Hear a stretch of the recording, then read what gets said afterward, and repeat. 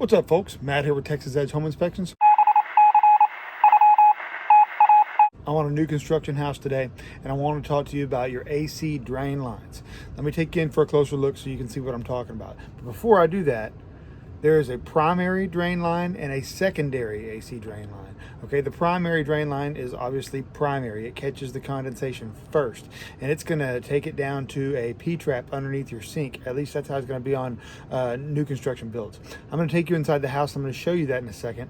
But there's also a secondary line. Now this comes off of the pan. So if the primary line gets clogged, then it goes into the pan and then into the secondary line, and that goes outside your house, usually above a window. So if you see condensation dripping out of a pipe that is located over a window on the exterior of your house, that usually means you have a clogged primary line and it needs to get cleared.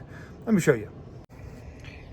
This is the primary line. It's usually the one that's going to have some pipe insulation on it. It's also got a vertical pipe on it. Sometimes these are capped, sometimes they're not. It's probably best to have a little something over this, but this is going to be the line that goes into a bathroom underneath your sink and drains into a P-trap.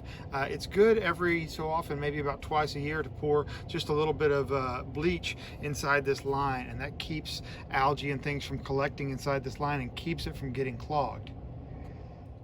So now I'm down here under one of these sinks, and I wanted to show you where that primary line comes into the P-trap. Here's your P-trap underneath one of these bathroom sinks, and this rubber hose right here. Sometimes it can be made out of PVC, but in this case it's made out of a rubber hose. And this right here is where the primary line is draining into this P-trap. So back up here into the attic, I want to show you the secondary drain line. This is coming out of the evaporator coil area and emptying into the pan. And then as you can see, it is emptying into another drain line. This is going to exit the house and go over a window. However, there is something about this one that I do want to point out. It's disconnected. This is going to drain directly into the house, or directly onto this decking board, and find its way into the house. It's certainly not going to be effective at taking condensation out of the house whenever there's this break in the line. Now folks, I have no idea why there's a break in that line. It appears like it's been cut for some reason. That reason is well beyond me. But this just strengthens the fact that I really encourage you to get a home inspection, even on new construction properties. Things like this can be found and repaired, and problems can be avoided. Anyway, my name is Matt with Texas Edge Home Inspections. I'm going to go finish up inspecting this property. Hey, call me. I want to inspect your next home. Bye now.